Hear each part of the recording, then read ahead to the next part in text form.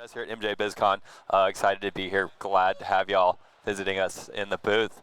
Right now I'm going to be doing just a quick overview of the AROYA platform. Really what this is a production platform to help cultivators, help cultivation managers and cultivation directors keep track of their data. Helps produce consistent results, improve processes, get systems dialed in for specific cultivars. Really what we did was we started out with the basis of our substrate and environmental sensors. These systems have been used in industrial horticulture and other agriculture areas for a number of years, and we specified them specifically for the cannabis industry here in the AROYA platform. When we're looking at the data here, there's a number of views that we've broken it out. Basically, the first is the facility dashboard. And the facility dashboard is an area where you've got a heads-up display, looking at critical parameters for each of the rooms. In this case, we're looking at things like water content, electrical conductivity, VPD, temperature, and humidity, and light levels. This is just an updated dashboard. A lot of our clients leave this up in an office or outside of the grow rooms. Gives them a quick display. In this case, we can see just kind of a heads-up icon to show that some of these are out of parameters. So we can see these parameter bars here, and when these parameter bars are exceeded or below the minimum, then it gives us a heads-up. The AROYA system sends out alerts for those as well. And really, what this is indicating is, what do I need to do? A lot of times you'll take it next step and click into the room dashboard itself. The room dashboard's where a lot of data analytics go on. This is really the area that's showing you the water content and the EC levels, relative humidities, temperatures, VPDs, light levels, and the annotations that are being logged for activities in this grow cycle. In this case, we're looking at 1 week view, and it's pretty easy to select out different view panels. I always recommend that people look at the entire grow cycle. Sometimes, if you're very familiar with the data that's up, you'll be looking at a day-by-day basis. In this case, I've got blue lines here representing water content, yellow lines representing EC. And it's very clear the dynamics that the plants are going through as we're irrigating every day. This is kind of the first step to crop steering using irrigation cycles, and that is to describe how many cycles per day am I irrigating? What's my irrigation window? We've got these tooltips here as well that show the exact values for each of those. And there's lots of ways to check out this data. We're able to do individual sensors. We can do averages per zone. We can average the entire room. We can look at specific values themselves. So if we want to just check out maybe, let's look at my stock defaults, which is temperature, VPD, water content, and electrical conductivity. And I like the split graphs version here because then we can look at both parameters side by side. And this is kind of just the quickest overview I'm seeing. What's the health of my room? Is the equipment in here operating as predictable as it's intended? And anytime you see abnormalities, it's a great time to go check into there. Or if you see some values that you need to tweak in order to hit the specific EC building that you want, the specific dry backs that you want, you can zoom into there. And it's super easy. You just click, drag, and drop, and it'll take you right to that window. And I was talking about those annotations. The annotations were one of the features for me as a cultivator that made a big difference, because anytime I spot an abnormality, I needed an explanation for it. Anytime that we had some work going on in the room itself, it's nice to have that documented. And that's the way to see things like relative humidity spikes. A lot of times that's related to an IPM spray. Great way to task out your IPM sprays when they're supposed to be done. And that can be done through harvest groups. And what harvest groups are is just a timeline to outline where you're going to be in the plant life cycle. Start to attribute things like plant heights, other crop registration information, and really give your team the foundation to build a great repeatable cycle. When we look at harvest groups, this information can be run based on a template. And what that template is doing is letting you have an area to outline target ranges and alerts. Things like where you want your temperatures to be, where you want your water contents and ECs to be. And it also allows you to specify what ranges are dangerous, what ranges do I need to be sent push notification through the app. And typically we'll set those in ranges that someone needs to make immediate action. All right, it's not something that, hey, we're slightly out of where we want to be for parameters, but it's something where maybe a piece of equipment has failed or someone has forgotten to turn a valve back on. And it's pretty fun because in so many instances we hear from a client and they're thanking us for virtually saving their crop because they got a notification of a critical parameter. And we look at these harvest groups, we talk about the different phases of the cycle. So let's jump in here and take a look at how do we organize out a plant life cycle. And for us, basically, the most important things are thinking about what days that we're supposed to be transitioning the plants through. You know, obviously the different stages of the plant life cycle are going to be propagation, veg, and flower. And as we start to crop steer, it's vital that we actually break the flower cycle down into more phases and start to describe what is our intended plant physiology, what is our intended plant morphology going to be like. And those are all based on things that we're doing with the plant. That's the definition of crop steering, is trying to dictate how we want the plant to grow, implementing parameters to get the plant to grow that way, and then re-examining the results. So here we can see these phases throughout the flower cycle. When we talk about different strategies that affect different cultivars in certain ways. A lot of times what we'll do is we'll go in and do rooting in for these first usually 5 to 7 days. And this is when a plant is being put on a slab, it's being transplanted at the time of flower, right?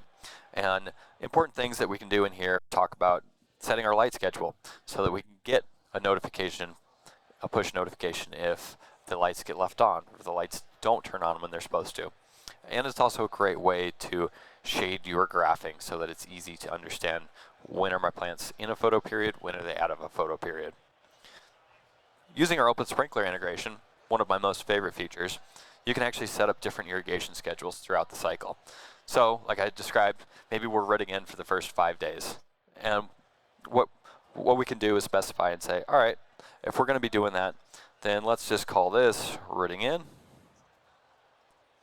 And we'll go for the first, say, 5 days. And we'll set up an irrigation schedule that is specific for the type of rooting in parameters that I want. So maybe I just want a small irrigation a couple of hours after lights on. So let's just do a 15-second irrigation. Let's do one of these, and we'll only do it once a day. The nice thing about having your entire cycle planned out and integrated into Open Sprinkler is that when we hit the next phase in the plant life cycle, let's say we're going to do some serious generative steering right at the beginning of or the end of week 1, and we'll set up irrigations that are going to dictate a more generative response in the plant. So that's going to be typically a shorter irrigation window. We're going to go for larger drybacks, and typically we're going to shoot for low runoff for our EC in order to stack. And basically what's going on here is we in general recommend that people feed at a very similar EC throughout the cycle. It just reduces complexity. And then you can start to use things like runoff in order to actually adjust how much EC is in the substrate throughout that cycle. With the Open Sprinkler integration, when we hit day 6, it's going to automatically push these new irrigation schedules into the Open Sprinkler. I've got clients that like to do this by a week-by-week basis. I also have clients that do this on a big scale like we see here, where they may only have 3 stages, 4 stages throughout the cycle. Really what's going to happen is every time you run it, you'll get better at describing these irrigations, and then you'll know, all right, I've almost got this recipe dialed in for how my strain prefers to be grown. Another feature is this tasking. So just as an ability to kind of plan out labor and make sure that you're hitting the cues that the plants need when you need them, it's nice to set up tasks. These can be things like lollipopping, these could be like de-leafing. A lot of these are going to be IPM tasks that you always do at a specific time in the cycle. Yeah, I love it. We got it out in the audience right now. We're using AROYA. Oh, it's fun. That's awesome. What's your favorite part of AROYA, man? All of it? All right. Good deal. Perfect. And as I talked about, we've got IPM events. And really what this part of the system is doing. It's just trying to help you document some of the pesticides that you're using. This could be used as a proof of application for any compliance reporting that you need to do. And really what you're doing in here is just describing what types of pesticides you're using, and then when you run an application, you can simply log that into the system. We've got features in here like the journal, which is where things like your notes, any of your manual readings, plant heights, runoff ECs, runoff pHs, the information that you're capturing outside of the sensor system. And this is really important because sensor systems are so valuable because they're always working, but we need to know how are the people affecting these plants? How are the people affecting how this room is operating? And so it's really important that we go in here, describe what we need our team to be doing, and take a look to see if the team has been doing that work. So how does this all boil down into something that's helpful in the big picture? And that's where analytics come into play. What's happening with these analytics is all this information that's being stored into AROYA is being broken out into something that makes it very obvious and visible. We can go in and we can compare our grow cycles, or we can go in and compare actually how our strains are operating. And so if we go in and take a look at how our runs are operating, we can start to analyze differences. Maybe our runs in Flower 4 always operate better. Maybe our Gorilla Glue always operates the best. Maybe Gorilla Glue only operates the best in room 4. And we can start to break down and understand, all right, what is my planting density that operates the best? How many grams do I typically get out of this plant? This boils down to efficiencies where we want to run the most efficient strains in the most efficient rooms, and we want to be able to go analyze why we're losing efficiencies in certain places. Maybe we need to cut down our cultivar library. Maybe we need to go in and fix the HVAC in room 2. Those are kind of the important things on the big picture that we want to check out. And we also have the facility performance page. The facility performance page is even a bigger scope where if you're operating as an MSO, you can start to analyze how does one of my grows perform versus another grow. Maybe my plant that I just opened up in New Jersey is not up to par with what I've been running in Michigan. So let's go in and see where they're losing these efficiencies. Who do I talk to? Where are we losing this? Maybe our facility in Jersey isn't able to clean a room as quickly, and so they're not getting as many cycles in. And these are all the critical features that managers want to make decisions based on using data rather than feel. And those are the basic features within AROYA. How do we operate AROYA throughout the staff? Well, we always encourage that more of your staff is involved. And probably one of the nice things about this is we can make decisions on who's involved in what parts of the system. And as on the right side here, you can see there's different roles. And in our system, you're allowed to describe specifically what permissions those roles include. So if someone really should only be operating in a place where they're adding manual readings, then they don't need to see any of the IP. They don't need to see your graphing. They don't need to see your recipes, any of that type of stuff. So it's a really powerful feature to include the comprehensive grow team, and it's super important. There's other things in here to manage your systems. Most all of it is just to help you get up and running. And I will reiterate, a lot of the meat of the system is running here in the room dashboard. I mean, this sets us apart from pretty much any other platforms in the industry.